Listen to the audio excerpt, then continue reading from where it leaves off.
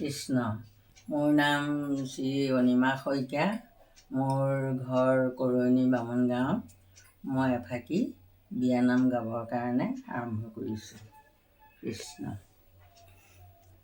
আহিছে শহুৰেক বহিছে বাজত, আইদেউ শুই আছে গৈ সুবৰ্ণৰ খাটত, লাহে লাহে কৰি মাকে জগাই, উঠা মোৰ লাহৰি গহনা পিন্ধা।